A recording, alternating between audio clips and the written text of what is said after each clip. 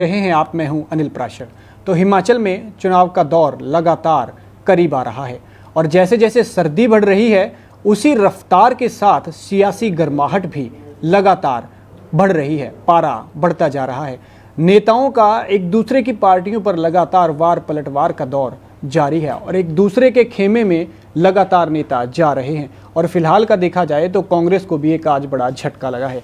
इन तमाम मुद्दों पर हमसे बात करने के लिए हमारे साथ आज जुड़े हैं हरीश शर्मा जी हैं, हमीरपुर जिला बीजेपी के महामंत्री हैं, ब्लॉक समिति के चेयरमैन हैं।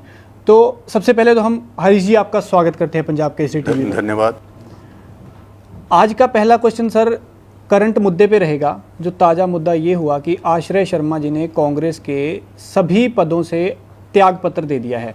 हालांकि उन्होंने अभी बीजेपी ज्वाइन नहीं की हुई है, लेकिन वो कह रहे हैं कि अपने पिता का साथ देंगे और एक ही पार्टी के लिए काम करेंगे, मतलब बीजेपी के लिए काम करेंगे जैसे उनके पिता पहले के लिए काम करें। तो आपको क्या लगता है कि इसका कितना फ़ायदा आपको होगा? आश्रय शर्मा जी ने पीछे जो अपना चुनाव लड़ा वो कांग्रेस पार्टी से लड़ा है, बल्कि उनके पिताजी पीछे हमारी पार्टी में विधायक भी रहे, मंत्री भी रहे और थोड़ी सी कोई गलतफहमियाँ भी हुई और उनके कारण उनको मंत्री पद छोड़ना पड़ा। मंत्री पद छोड़ने के उपरांत वो 4 साल हमारे साथ जुड़े रहे, उन्होंने पार्टी नहीं छोड़ी।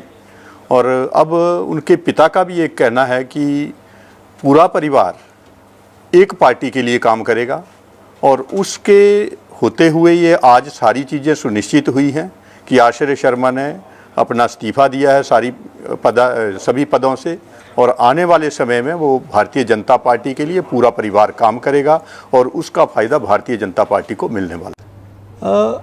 आश्रय शर्मा युवा नेता हैं और जैसे कि उनके दादाजी थे तो उनका नाम केंद्र तक था। तो आपको क्या लगता है कि आश्रय शर्मा के साथ युवा चलेंगे, युवा जुड़ेगा तो उसका फ़ायदा आपको होगा, या फिर कहीं ऐसा तो नहीं कि जैसे पहले कांग्रेस हुआ फिर बीजेपी हुआ फिर कांग्रेस हुआ, या फिर अब फिर से बीजेपी के होके कांग्रेस? ये तो सुनिश्चित नहीं कर सकते हम कि कब कौन किस पार्टी को छोड़ के चला जाता है, परंतु जिस तरह से उनके पिताजी ने अभी हमारे साथ बात की है, यहाँ पे बात हुई है भारतीय जनता पार्टी में कि वो एक ही पार्टी के लिए काम करेंगे आगे के लिए और एक ही पार्टी में रहेंगे।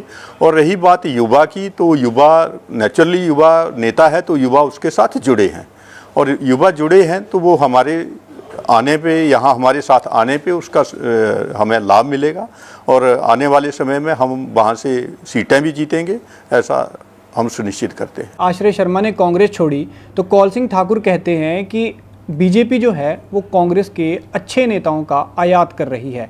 हालांकि उन्होंने ये आश्रय शर्मा को लेकर नहीं कहा, उन्होंने ये हर्ष महाजन को लेकर कहा था।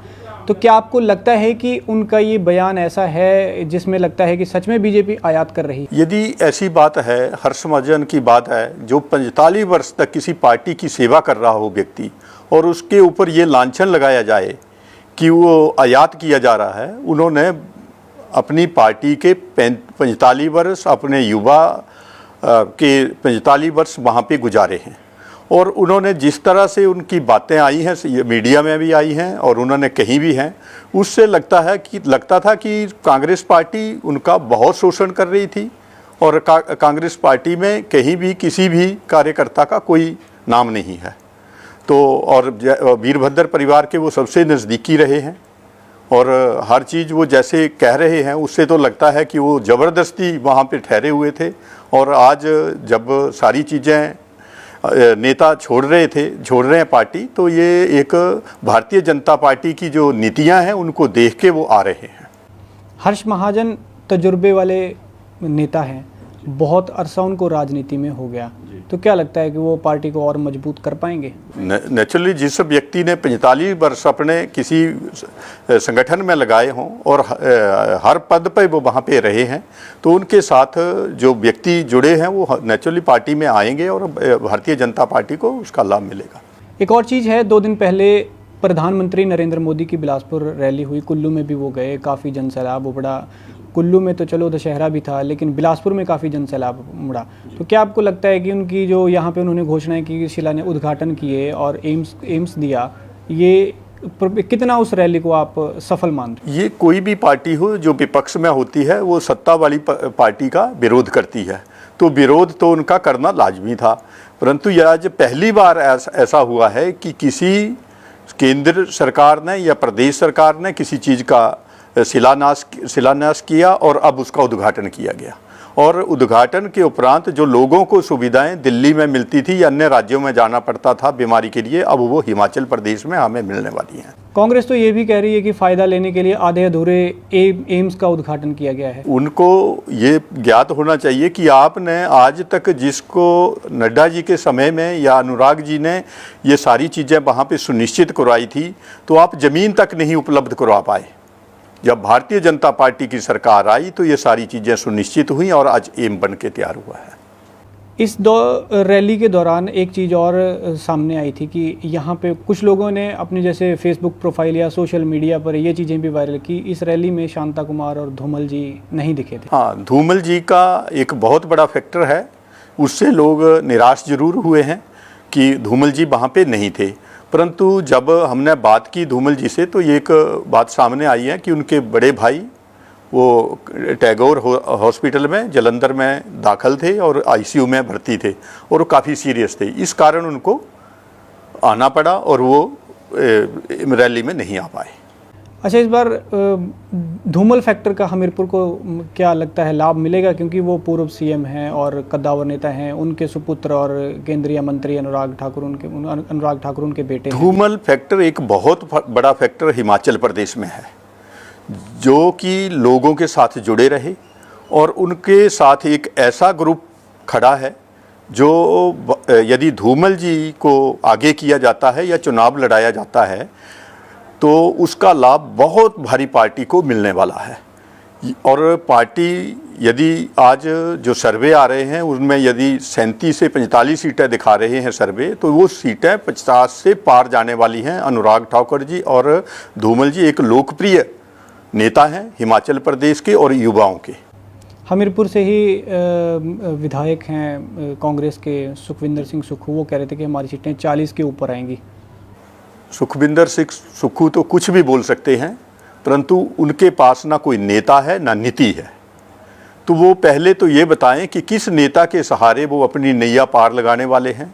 परंतु हमारे पास नेता हैं, नीतियाँ भी हैं और सरकार भी है। तो हमारी डबल इंजन की सरकार, केंद्र की सरकार और हिमाचल प्रदेश की सरकार बनेगी और लोगों की सेवा करेंगे हम।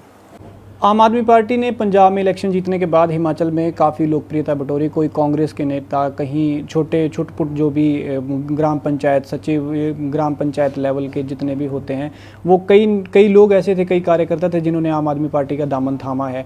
अब आपको क्या लगता है कि आम आदमी पार्टी का स्तर क्या है और आने वाले चुनाव में आम आदमी पार्टी बीजेपी या कांग्रेस को कितनी टक्कर दे सकती है? लोकप्रियता का सवाल ही पैदा नहीं होता। हमारा कोई भी ऐसा नेता नहीं, लोकप्रिय नेता कोई भी आप पार्टी में नहीं गया है। पहले तो आप ये सुनिश्चित करें कि हिमाचल प्रदेश में आप वालों का अभी तक नाम नहीं है। हाँ, छोटे बुट घटनाएं जरूर हैं कि उन्होंने अपनी मेंबरशिप की है, परंतु वो पूरी तरह से वहाँ पे नहीं, लोगों के पास नहीं जा पाए हैं। और लोगों ने पंजाब का हालत देखी है और दिल्ली की हालात भी देखे हैं। जो फ्री का एक फंडा उन्होंने पनपाया हुआ है वो लोगों के बीच में लोकप्रिय नहीं हो रहा है। इस वक्त सबसे बड़ा मुद्दा आता है ओपीएस का। ओपीएस की घोषणा आम आदमी पार्टी भी कर चुकी है, हम देंगे, कांग्रेस भी कर चुकी है, हम देंगे। बीजेपी ने अभी तक इसके बारे में कुछ नहीं कहा है। आपको क्या लगता है कि ओपीएस को किस तरह से आप देखते हैं, मांग पूरी होगी या नहीं होगी? ये एक बड़ा सवाल है और हर रोज़ इस पे सवाल उठते हैं। देखो, ओपीएस जब हटा था तो प्रदेश में कांग्रेस सरकार थी, वीरभद्र की सरकार थी। तो यदि वो देने वाले हैं तो हटाया ही क्यों? यदि वो देने वाले थे तो हटाना नहीं था। जब हटा है तो उनकी सरकार में हटा है। तो आज तक जो भी कांग्रेस ने बोला है वो कभी भी पूरा नहीं हुआ है। पीछे उन्होंने बोला था कि हम जब हमारी सरकार आएगी तो हर व्यक्ति को, हर घर को हम एक व्यक्ति को रोजगार देंगे। तो ऐसी चीज़ें कभी भी आज तक नहीं हुई हैं। उन्होंने हमेशा लोगों को ठगा है। लेकिन अब जो जनता है वो, या फिर जनता तो मतलब कर्मचारी जितने भी हैं भाई, वो जयराम सरकार से आस लगाए हुए हैं। हाँ, ये ठीक है, परंतु उसके ऊपर भी हमारी सरकार भी विचार कर रही है। हो सकता है कोई ना कोई सल्यूशन निकले और आने वाले समय में वो चीज़ एम्प्लॉय को मिले। मेरा अंतिम सवाल आपसे ये रहेगा कि आपको क्या लगता है और किन मुद्दों पर आपको लगता है, कौन सी ऐसी नीतियां हैं पिछले 4.5 साल 5 साल में, पौने 5 साल में, कि जिन मुद्दों पर लेकर लोग या फिर जनता आंखें बंद करके सरकार को वोट देंगे और फिर से जैसे बीजेपी दावा करती है कि मिशन रिपीट होगा या फिर रिवाज बदलेगा, वो क्या लगता है आपको कितनी सीटें आएंगी और रिवाज बदलेगा या नहीं बदलेगा? हिमाचल प्रदेश में केंद्र सरकार ने और हिमाचल सरकार ने बहुत से कार्य ऐसे किए हैं जो कि लोगों में लोकप्रिय हुए हैं। जैसे पेंशन पहले 80 साल के व्यक्ति को दी जाती थी, अब वो 60 वर्ष की गई है।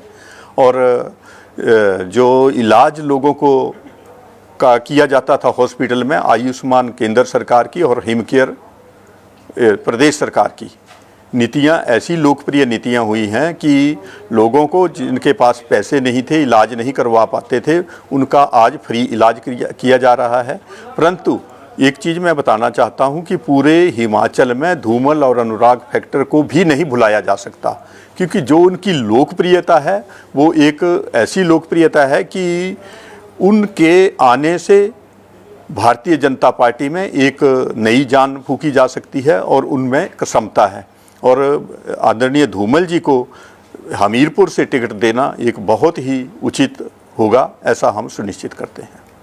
इसी के साथ एक और सवाल निकल के आता है कि अगर धूमल जी को जैसे आप टिकट की मांग कर रहे हैं, वो आते हैं और जीतते हैं, तो सीएम तक का उनका क्या लगता है? सीएम आपका बीजेपी की तरफ से सीएम कैंडिडेट कौन है? ये बहुत ऊपर के लेवल की बात है, सीएम का कैंडिडेट कौन होगा, परंतु इस वक्त पुकार जो है वो धूमल जी की है, अनुराग जी की है, उनको आगे करना चाहिए, ऐसा हम सुनिश्चित करना चाहते हैं। तो चुनावी दौर के बीच ये थे हरीश शर्मा, जिला बीजेपी महामंत्री हमीरपुर से थे ये, और हमीरपुर जिला बीजेपी के महामंत्री हैं, जिनका साफ साफ ये कहना है कि बीजेपी एक बार फिर से मिशन रिपीट करेगी और रिवाज बदला जाएगा। जैसा कि इनका कहना है, इन्होंने कहा कि 35 से 40 के ऊपर सीटें बीजेपी की आएगी, लेकिन जनता उन्हें कितना आशीर्वाद देती है ये तो चुनाव में ही देखने वाली बात होगी। नमस्कार।